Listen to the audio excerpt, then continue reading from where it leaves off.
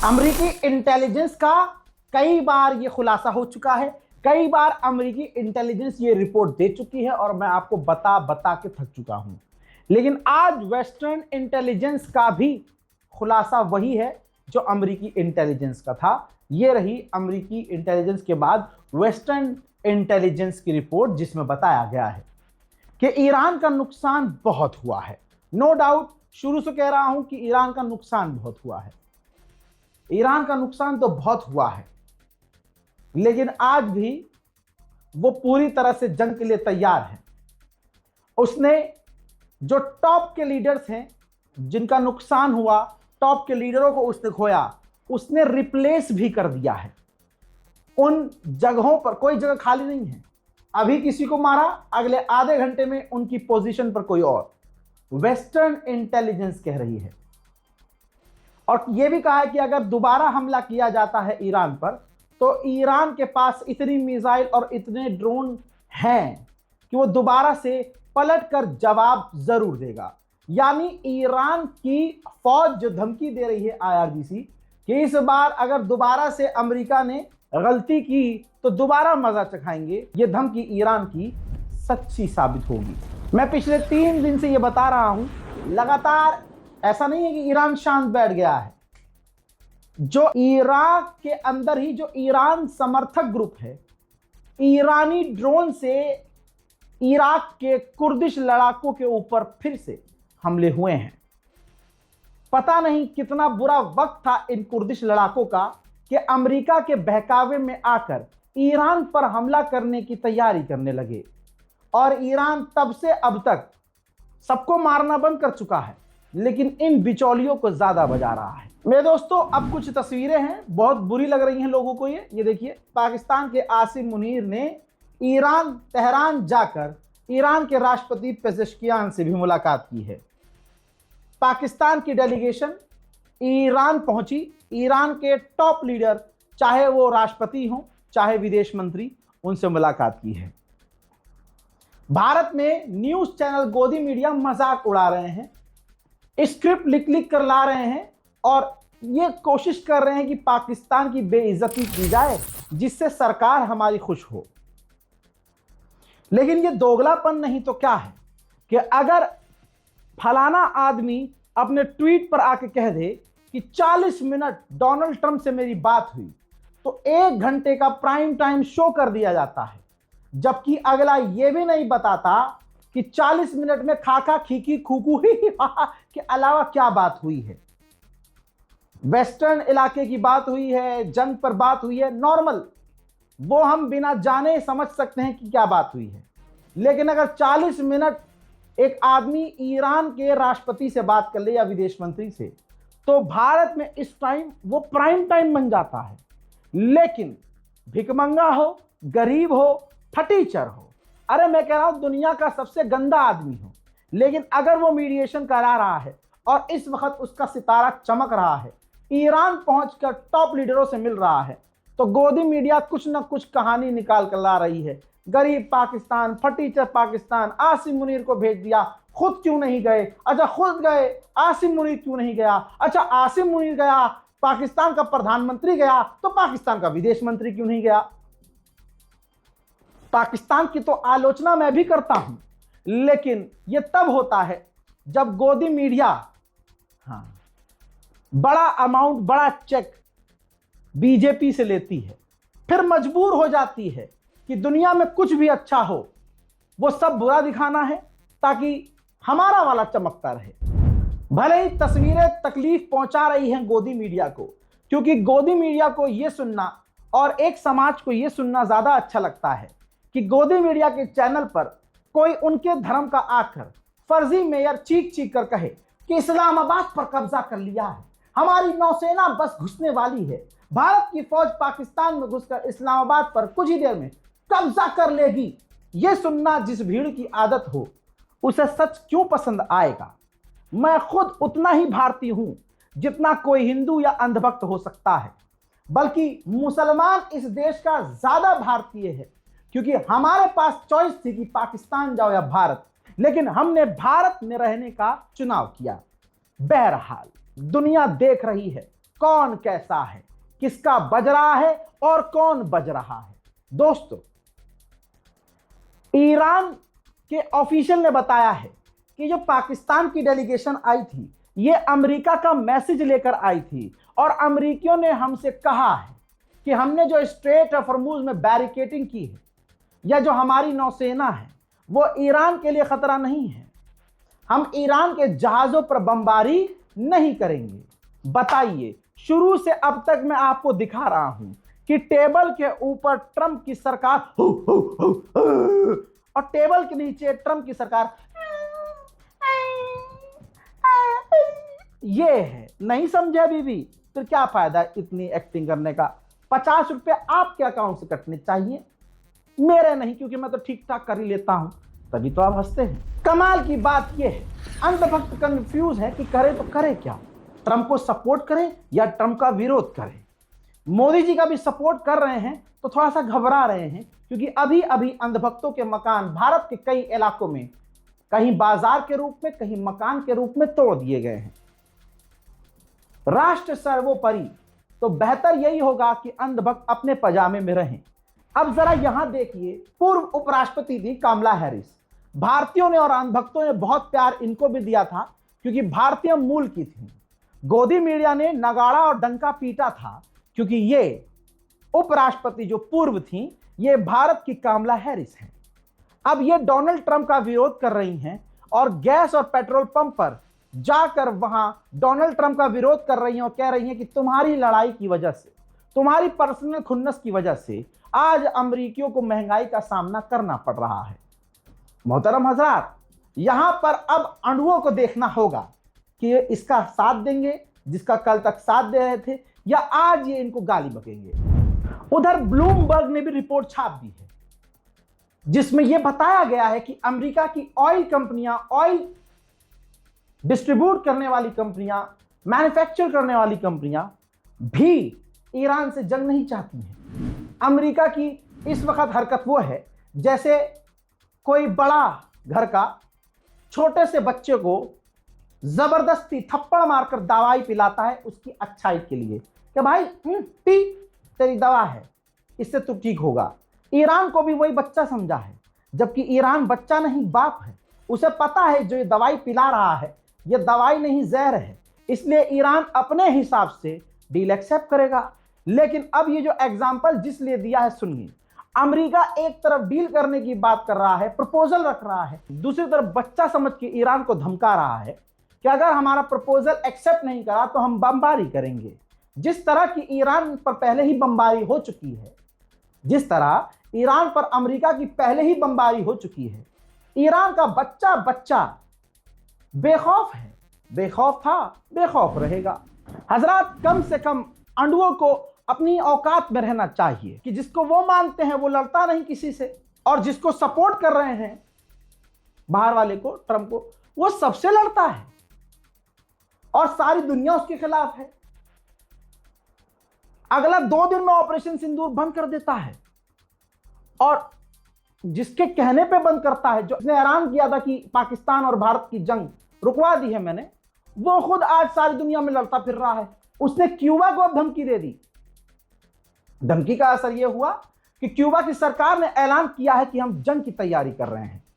अब आप सोचिए, आप हिंदू हो, मुसलमान हो, सिख हो, ईसाई हो, आप सब चीजें छोड़ दीजिए, बस इतना समझिए कि पूरी दुनिया के लिए जो खतरा है वो ट्रंप है कि नहीं, जो अपने वादों पर नहीं टिका। आया था चुनाव लड़के ये कहता हुआ कि मैं पूरी दुनिया से जंग खत्म करूंगा, लेकिन साले ने ये नहीं बताया था कि सबसे बड़ी जंग मैं छेड़ूंगा। IRGC के टॉप कमांडर ने कहा है कि अगर दुश्मन ने कोई हरकत की और हमला किया तो हम जवाबी हमला करने के लिए और बड़ी कार्रवाई के लिए तैयार हैं। जहां आपने रूस और यूक्रेन की जंग में मेरे ही चैनल पर देखा और मैंने आपको दिखाया कि चाहे रूस के लोग हों चाहे यूक्रेन के लोग हों, सेना में भर्ती होने से बच रहे हैं और भाग रहे हैं। यूक्रेन के लोग तो अपना मुल्क छोड़कर भाग गए हैं। ज़ेलेंस्की दूसरे देशों से, यूरोपियन यूनियन से मांग कर रहा है कि हमारे जो लोग आपके यहाँ छुपे हुए हैं, भाग कर आए हुए हैं, आप उन्हें अपने मुल्क से निकालिए, डिपोर्ट कीजिए, ताकि वो यहाँ आए और अपने मुल्क के लिए लड़ें। ऐसे ही रशिया क्या कर रहा है, रशिया ने भारतीय हों, युगांडा के लोग हों, जर्मन फ्रांस के लोग हों, अफ्रीका के लोग हों, जो वहां बेचारे पढ़ने गए थे, धोखे से उन्होंने जंग में भेज दिया। मेरी बात गलत नहीं है, इंडियन रिपोर्ट्स में ये तमाम चीजें शाया हो चुकी हैं। भारतीय कई नागरिक रशिया की जंग में बेगुनाह मारे गए हैं। पढ़ने गए थे, डॉक्टर बनने गए थे, वहां जबरदस्ती फौजी बना दिए, फ्रंट लाइन पर भेज दिया और वो मारे गए। हालांकि जो एक कॉल पर पापा ने वॉर रुकवा, पापा अब उसके बाद वॉर नहीं रुकवा पाए। समझ रहे हैं आप? जहां देश की, अपने ही मुल्क की लड़ाई लड़ने को लोग तैयार नहीं है। ये रिपोर्ट पढ़ लीजिए। ईरान के 26 मिलियन लोग सिग्नेचर कर चुके हैं कि वो अपने वतन के लिए फौज के साथ मिलकर दुश्मन से लड़ने को तैयार हैं। 26 मिलियन लोग, ईरानी 26 मिलियन लोग लड़ने को तैयार हैं। इसे कहते हैं शेर दिल। बाकी जो भगोड़े हैं उनका सारा कच्चा चिट्ठा आपके सामने है। न्यूयॉर्क टाइम्स, अमेरिका के अखबार ने खुद लिखा है कि जंग में देखा गया है कि डोनाल्ड ट्रंप के पास जितनी पावर है, जो पावर है, उसको वो कंट्रोल नहीं कर पा रहा है। कई अखबार ये बोल रहे हैं और एक्सपर्ट ये कह रहे हैं कि बेलगाम घोड़ा है डोनाल्ड ट्रंप। हजरात, इटली ने भी, जो प्रधानमंत्री मोदी का नाम मेलोनी से जोड़ देते हैं, तो मैं बताऊं अंधभक्तों, तुम्हारी ना बनने वाली अम्मा मेलोनी की गवर्नमेंट ने अमेरिका के जहाजों को अपना एयर स्पेस नहीं दिया। अब जब वो खबर अखबार में छपी तो गुलाबी सुअर बौखला गया और खबर को रीशेयर करते हुए लिखा कि इटली ने हमारी मदद नहीं की और जब इटली को हमारी जरूरत होगी हम इटली की मदद नहीं करेंगे। यहां पर खबर यह भी बता दूं आपको, अमेरिका की गवर्नमेंट ने अपने यूरोपियन देशों को बताया है कि जो जंग चल रही है हमारी, इस जंग की वजह से आपसे जो हथियारों का सौदा है हम उसको समय से नहीं दे पाएंगे, समय लगेगा। खाने पीने के लिए अमेरिकी सैनिकों के पास खाना भी नहीं है। यही सच्चाई है। अमेरिका में भुखमरी है। यह तो बात अलग है कि भारत में जूम करके दिखाया जाता है और वो तस्वीरें दुनिया के तमाम बड़े अखबारों में छप जाती है, लेकिन अमेरिका की भुखमरी, अमेरिका की गरीबी मीडिया नहीं दिखा पाती है। अरे हमारी गली का नेता किसी भी लोकल अखबार पर दबाव डालकर या पैसे खिलाकर पूरा कंट्रोल करवा सकता है, तो वो तो अमेरिका है। तो सोचिए अमेरिका किस किस तरह की खबर को छुपा देता है। यकीन मानिए अमेरिका की वो तस्वीर जो हमें दिखाई नहीं जाती वो बहुत बुरी है। अमेरिका की फौज को हम सोचते होंगे क्या क्या खाना मिलता होगा। अमेरिका का एयरक्राफ्ट कैरियर, जिसमें ऑब्वियसली फौज है अमेरिका की टॉप फौज, जो ईरान के खिलाफ अमेरिका का एयरक्राफ्ट कैरियर जा रहा है, समुद्र में है। पता है अमेरिकियों को उस जहाज में, एयरक्राफ्ट कैरियर में खाना कैसा मिल रहा है? देखो, थाली पूरी भरी भी नहीं है और खाने को ये है क्या समझ से परे है। और आपको बता दूं कि ये शिकायत की गई है, ये तस्वीर लीक हो गई है अमेरिका के एयरक्राफ्ट कैरियर के ऊपर मौजूद सैनिक के द्वारा कि ये खाना मिल रहा है। ये खाना खाकर हम लड़ेंगे कैसे? नेतन्याहू का बयान भी सामने आया और नेतन्याहू ने दोहराया कि हम भले ही लेबनान में सीज फायर के लिए तैयार हो गए हैं, लेकिन लेबनान में हमारी फौज रहेगी। जहां जहां मौजूद थे हम वहां रहेंगे। और मैंने डोनाल्ड ट्रंप से बात की और कहा है कि ईरान का न्यूक्लियर प्रोग्राम हमें खत्म करना होगा। बाकी इजराइल का कमांडर आपकी स्क्रीन पर है। इजराइल का ये कमांडर लेबनान के लोगों को धमकी दे रहा है, कह रहा है जिन इलाकों से तुम भागे हो और जहां हम मौजूद हैं, सीज फायर का मतलब यह नहीं है कि तुम वहां वापस आओ, वापस ना आना वरना नुकसान तुम्हारा होगा। यानी यह कैसा सीज फायर है कि लोग अपनी जगह पर वापस नहीं आ सकते और जितनी जगह पर इजराइल घुस चुका है अब वहां इजराइल जमा रहेगा। सीज फायर करके भी लेबनान का क्या ही फायदा हुआ जब लोग अपने इलाकों और घरों पर वापस नहीं आ सकते। उधर लेबनान में जैसे ही सीज फायर का ऐलान हुआ और कंफर्म हुआ, ईरान के लोगों के अंदर जोश और खरोश नजर आया। ईरान के अंदर जनता लेबनान के लिए नारेबाजी कर रही है। मुझे पूरी दुनिया में कोई मुस्लिम ऐसा देश दिखा दो जहां लेबनान के समर्थन में सड़कों पर आम लोगों ने प्रदर्शन किया हो, कोई नहीं। चाहे 9 दिन का सीज फायर हो या 10 दिन का सीज फायर, लेबनान में जीत तो ईरान की हुई है कि यही शर्त पहली थी ईरान की कि भैया पहले सीज फायर करो, फिर आगे की बात होगी। अब सीज फायर हो गया है, वीकेंड में हो सकता है आमने सामने अमेरिका और ईरान की मुलाकात हो।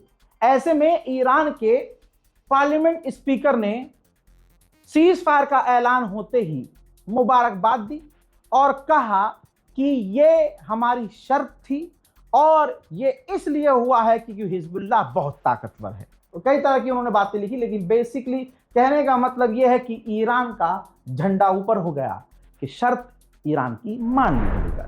लेकिन अब आप कहेंगे रजा भाई ये तो दोगलापन है, जो लेबनान के अंदर इजराइल घुसा हुआ है उस पर ईरान, सारा ईरान ही बोले क्या? जितना ईरान ने किया है तुम्हारे अब्बा मोहतरम कर सके कोई अरब मुल्क? लेकिन रुक जाओ, ठहर जाओ, पिताजी अभी हैं। ये रहा ईरान की सरकार का अपडेट। ईरान की सरकार ने मांग की है कि इजराइल ने भले ही सीज फायर किया है, लेकिन लेबनान की जमीन से एक एक इंच जो आगे घुसा है इजराइल, पूरी तरह से पीछे हट जाए, लेबनान के अंदर से इजराइल की फौज बाहर निकल जाए। हजरात, यहूदी ईरान में भी तो रहते हैं। अब जरा यहूदियों को देखिए, जो ईरानी यहूदी हैं, आयतुल्लाह सैयद अली खामनाई जो शहीद हो गए अमेरिका इजराइल के हमले में, उनकी याद में यहूदियों ने प्रोग्राम रखा और उस प्रोग्राम में बढ़ चढ़कर ईरानी यहूदियों ने हिस्सा लिया। जो काम पड़ोसी मुल्क कर रहा है उसकी बुराई करनी है, मौका लगे तो ट्रंप को भी नीचा दिखाना है। हालांकि मेन आदमी बोलेगा नहीं, लेकिन आज से 48 घंटे तक आपको यह खबर दिखेगी कि डोनाल्ड ट्रंप ने मुबारकबाद पेश की है तरनजीत सांधू को, जो अब दिल्ली के लेफ्टिनेंट गवर्नर बन चुके हैं। कहा कि ये अमेरिका के पूर्व एम्बेसडर रहे हैं भारत की तरफ से, मैं मुबारकबाद पेश करता हूं, कामयाबी की दुआ करता हूं, ब्ला ब्ला ब्ला। इतना ही है ट्वीट, इतना ही है ट्रंप ने जो पोस्ट किया है। लेकिन आप इंशाल्लाह देखने वाले हैं गोदी मीडिया इसको कितना बड़ा चढ़ा कर लिखेगा। बात करें अंधभक्तों की तो फॉर्मूला बिल्कुल सिंपल है, जो भी मुसलमानों का नरसंहार करेगा ये तुरंत उसे अपना नाजायज बाप बना लेगा। जरा इस रिपोर्ट को देखिए, न्यूज 18 का है। नेतन्याहू के बारे में, तुर्की के बारे में खबर छपी, खबर नहीं पढ़ी, बस नेतन्याहू की तस्वीर देखी और विवेकानंद नायक नाम के बंदे ने लिख दिया नीचे कमेंट में, जो ये असल में भगवान है जिसने इस दुनिया में प्रकट होकर, पैदा होकर फैसला किया है मैं शैतानों को मारूंगा। आप समझ रहे हो, ये नेतन्याहू नहीं है, ये एक झुंड का अब नया बाप है, नया भगवान। इंडिया में ईरान की एम्बेसी ने नेतन्याहू के घिनौने चेहरे को खोला है, जिसमें पिछले 30 साल की रिकॉर्डिंग है। 30 साल में यानी 2026 से लेकर उल्टा दिखाया है कि पिछले 30 सालों तक इसने हमेशा हर जगह, हर प्लेटफॉर्म, यूएन से लेकर न्यूज चैनलों पर एक ही बात कही कि ईरान बॉम्ब बना रहा है, ईरान परमाणु बना रहा है, ईरान परमाणु बनाने वाला है, ईरान परमाणु बना लेगा। 30 साल की video clip Iran embassy India ने पोस्ट करके दिखा दिया है कि किस तरह से फेक न्यूज और डर का माहौल बनाकर इसने आज पूरी दुनिया को डराया है। और आज भी ईरान के पास परमाणु नहीं है। भारत के अंदर एक्स बंद हो जाना चाहिए, ट्विटर बंद हो जाना चाहिए। इतनी मेहनत से चुनाव प्रचार हो रहा है, हमारे माननीय योगी जी इतना बढ़िया बढ़िया सच बोल रहे हैं और वो एक्स कम्युनिटी नोट लगा दे रहा है और इतना घोर लैंग्वेज का इस्तेमाल कर रहा है। मैं इसकी कड़ी आलोचना करता हूं। माननीय योगी आदित्यनाथ ने लिखा कि गौ माता को कटने नहीं देंगे और हिंदुओं को बटने नहीं देंगे। आप देख रहे हैं कितने प्यार से योगी आदित्यनाथ जी विकास की, अस्पताल की, रोड की, सड़कों की, विकास की, इमारतों की, रोजगार की बात कर रहे हैं, लेकिन यहां पर कम्युनिटी नोट आ जाते हैं। और एक्स की कम्युनिटी नोट आप पढ़िएगा, एक भी जुमला मेरा नहीं है। लिखा भाजपा का असम का मुख्यमंत्री हेमंत कहता है कि गाय का मांस खाएं पर घर के अंदर खाएं। वस्तुतः भाजपा एक दोगली पार्टी है जिसको हिंदुत्व या गाय से कोई मतलब नहीं है। इन दोगलों का एक ही ध्येय, बस किसी भी तरह से सत्ता हासिल करना है। ये एक्स का कम्युनिटी नोट माननीय मुख्यमंत्री योगी आदित्यनाथ जी के ट्वीट पर आया कैसे? ये तो देश विरोधी ऐप है। भारत के अंदर एक्स को योगी जी को बदल देना चाहिए, बंद कर देना चाहिए, या फिर एक्स का नामकरण करके अक्षु त्रिवेदी कर देना चाहिए। फिलहाल के इस रिपोर्ट में इतना ही। इस रिपोर्ट को शेयर कीजिए, प्यार फैलाइए, नफरत से दूर रहिए, प्यार बांटिए। वो वाला प्यार मत बांटिए जो बंबई में एक सुअर, मुसलमान नामी सुअर, भले ही 180 झूठ है, लेकिन कम से कम कई 4-5 लड़कियों के साथ, नाबालिग लड़कियों के साथ प्यार बांट रहा था। बल्कि वो प्यार क्या बांट रहा था मुझे बताने की जरूरत नहीं है। अब उसकी वजह से, उस एक कांड की वजह से तमाम बड़ी खबरें दब गईं। अब ये मेन मुद्दा है, ये मेन मुद्दा है। वो जो महाराष्ट्र के बाबा जो भविष्य बताता था, शादीशुदा औरतों को अपने कैबिन में बुलाकर, जिसकी सैकड़ों वीडियो वायरल हुई, वो खबर दब गई। माननीय प्रधानमंत्री मोदी को मारने का प्लान जिसने बनाकर सीआईए को भेजा था, वो तिवारी ऊंची जात का, बिहार का मामला था। अब वो भी दब गया है। इससे पहले अभी इसी हफ्ते में 2 हिंदू अलग अलग व्यक्ति गिरफ्तार हुए जो पाकिस्तान के साथ संबंध में थे और पाकिस्तान को जानकारियां दे रहे थे। दिल्ली से एक और खबर आई थी कि सीसीटीवी कैमरा एक ग्रुप लगा रहा था जिसको चलाने के लिए वायर की, बिजली की जरूरत नहीं थी, और पाकिस्तान उसको रिमोटली हैंडल करता और एक्सेस ले लेता। ये तमाम बड़ी खबरें अब बड़ी नहीं है। बड़ी खबर ये है जो मैंने आपको बताई। बहरहाल, ऐसा प्यार मत बांटना, ना ऐसा प्यार लेने की कोशिश करना। इस रिपोर्ट को शेयर करो, अपनी दुआओं में मुझे याद रखो, और अगर मन करे तो चैनल को सब्सक्राइब करो। जय हिंद।